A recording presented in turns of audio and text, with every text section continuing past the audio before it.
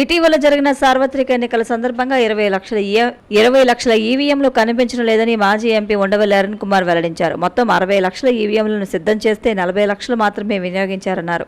ఈవీఎంల పనితీరుపై వైఎస్ఆర్సీపీ అనుమానాలు వ్యక్తం చేస్తున్న నేపథ్యంలో ఉండవల్లి వ్యాఖ్యలు ప్రాధాన్యతను సంతరించుకున్నాయి.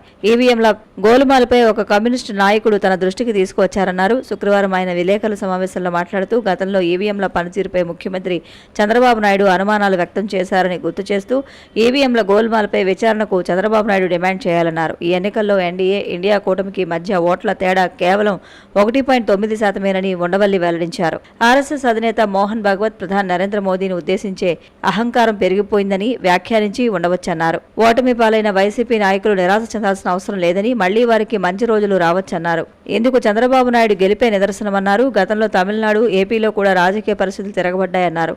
ప్రతిపక్ష పాత్రను సమర్థంగా వినియోగించుకోవాలి. మాజీ ముఖ్యమంత్రి వైఎస్ జగన్ కక్షతో పనిచేస్తున్నారని నమ్మడం వల్లే వైసీపీ ఓటమి చెందిందని విశ్లేషించారు. మద్యం పాలసీ కూడా ఒక కారణం కావచ్చన్నారు. ఏపీ ప్రజలు తగిన సమయంలో తగిన తీర్పునిచ్చారన్నారు.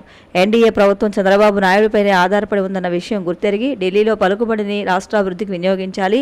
విభజన హామీ మేరకు ఏపీకి 1,42,000 కోట్లతో 58% ఆస్తులు రావాలని, వాటిని సాధించేందుకు కృషి చేయాలని సూచించారు. రాష్ట్ర విభజన బిల్లుపై చర్చ సందర్భంగా 2014లో పార్లమెంట్లో ఏం జరిగిందో, ఎలా విభజించారో తెలుసుకుని చర్చకు డిమాండ్ చేయాలని, ఈ మేరకు రానున్న పార్లమెంట్ సమావేశాల్లో చర్చకు నోటీసు ఇప్పించాలన్నారు. అలాగే వివాదాస్పదమైన ఎలక్టోరల్ బాండ్లపై కూడా చర్చ పెట్టాలన్నారు. ఎన్నికలు ధనమయమైపోయాయని ఉండవల్లి ఆవేదన వ్యక్తం చేశారు. ఎన్నికల్లో వేలంపాట పాడుకుని డబ్బు ఖర్చు పెడుతున్నారన్నారు.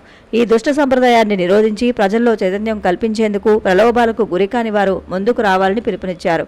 స్కిల్ డెవలప్మెంట్ కేసును చంద్రబాబు నాయుడు ప్రభుత్వమే సీబీఐకి అప్పగిస్తుందని ఉండవల్లి అభిప్రాయపడ్డారు. అక్రమాస్తుల కేసులో మరోసారి జగన్ జైలుకు వెళ్లే అవకాశాలు లేవని ఉండవల్లి స్పష్టం చేశారు. ప్రతి చేనుకు నీరు, ప్రతి వ్యక్తికి పని, ఇదే తమ నినాదం, విధానం అని మంత్రి కందుల దుర్గేష్ చెప్పారు. మంత్రిగా బాధ్యతలు చేపట్టిన తర్వాత తొలిసారిగా నిడదవోలు నియోజకవర్గంలోని సీతంపేటలో పెండ్యాల పంపింగ్ స్కీమ్ ఎత్తిపోతల పథకాన్ని మంత్రి హోదాలో ప్రారంభించి నీటిని విడుదల చేశారు. ఈ సందర్భంగా దుర్గేష్ మాట్లాడుతూ సమాజానికి అన్నం పెట్టే రైతుకు సాగునీరు అందించే కార్యక్రమంలో మంత్రి హోదాలో తొలిసారిగా పాల్గొనడం తన అదృష్టంగా భావిస్తున్నానన్నారు. ప్రజల ఆకాంక్షల మేరకు ఈ ప్రభుత్వం పనిచేస్తుందని ఆయన పేర్కొన్నారు. మంత్రిగా కేబినెట్ సమావేశంలో పాల్గొని సాగునీటి సమస్యలను ముఖ్యమంత్రి దృష్టికి తీసుకువెళతామన్నారు. బూరుగుపల్లి శేషారావు వంటి అపార అనుభవం నాయకులు తదితరులతో కలిసి పనిచేస్తూ నియోజకవర్గం సమస్యలు పరిష్కారం కోసం పనిచేస్తానన్నారు. రాష్ట్ర మంత్రిగా ప్రమాణ స్వీకారం చేసి తొలిసారిగా నిడదవోలు నియోజకవర్గానికి వచ్చిన కందుల దుర్గేష్ కు నాయకులు, కార్యకర్తలు, పలువురు అభిమానులు ఘనస్వాగతం పలికారు. ఈ సందర్భంగా పలు దేవాలయాల్లో మంత్రి పూజా కార్యక్రమాలు నిర్వహించారు.